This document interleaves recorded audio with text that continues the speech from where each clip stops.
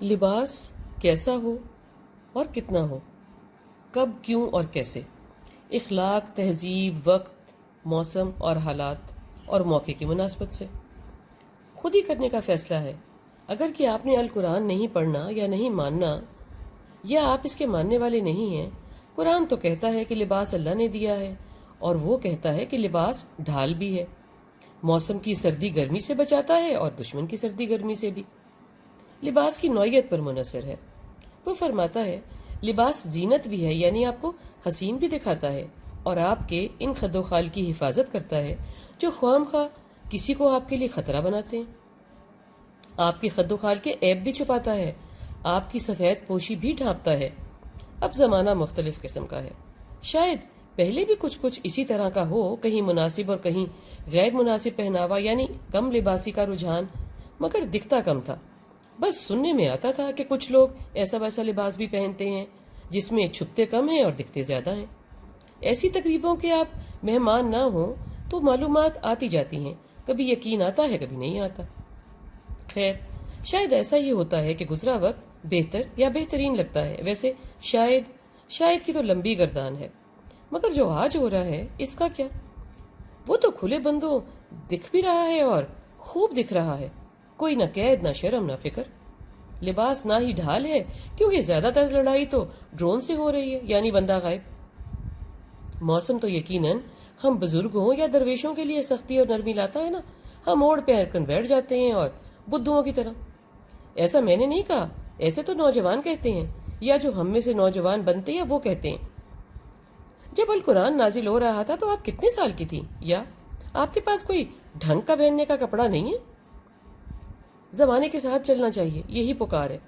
زمانے کے ساتھ میں تو خوب چل لیتی ہوں، لڑکھڑاتی نہیں، کیونکہ نئے لوگوں کی طرح نہ میک اپ کرتی ہوں اور نہ میرا میک اپ خراب ہوتا ہے، اور نہ ہی میں اونچی اڑی والی جوتی لڑکھڑاتی ہے میری۔ میں نے آرام دہ جوگرز پہنے ہوئے ہوتے ہیں، سو چلنے کا مقابلہ میں آسانی سے کر سکتی ہوں۔ تقریباً سب عوام کی ہی یا کل عوام کی موسموں کی تبدیلی کے لیے حصی قوت جواب دے چکی ہے، بے پرواہ ہیں۔ برف گرے یا سورج ہو سوا نیزے پر، دماغ سے کوئی نہیں سوچتا، کوئی نہیں پوچھتا، دل سے پوچھتا ہے۔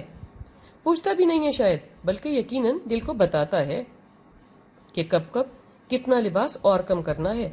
ابھی بھی گزرنے والے نے جی بھر کر تگڑی پر نہیں چڑھایا، پوری طرح تولا نہیں ہے۔ ایسا ماں باپ سوچتے ہیں، میرا دل و دماغ کہتا ہے۔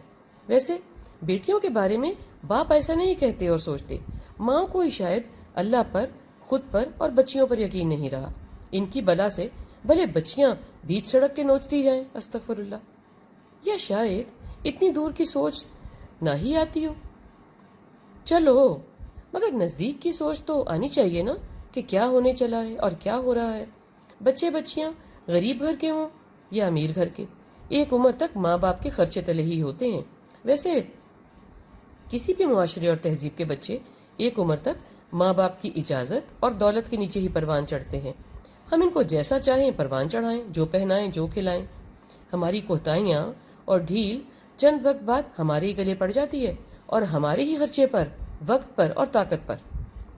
میں ہمیشہ ہی کہتی ہوں، کم لباس والی بچیاں ہمارے معاشرے میں نوجوان بچوں کی دوستی کا نشانہ تو بنتی ہیں، مگر گھر ہر کوئی سلجھی، مہذب اور سنبھلی ہوئی ساتھی لانا چاہتا ہے، جو شریک حیات بنے اور خاندان اور گھر کی عزت بچا کر رکھے۔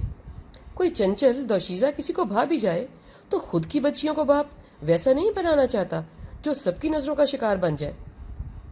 یہ سب بہت ہی گزرے زمانے کی باتیں لگتی ہیں نا، اس لیے کہ آج بے لباسی کو اعتماد کہا جانے لگا ہے۔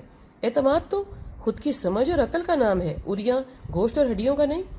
اعتماد تو شعور کا نام ہے، جو کسی بھی مہذب لباس میں آپ سے پھوٹتا ہے، آپ کی خاموشی سے، آپ کی گفتگو سے، نہ کہ آپ کی بے شرمی سے۔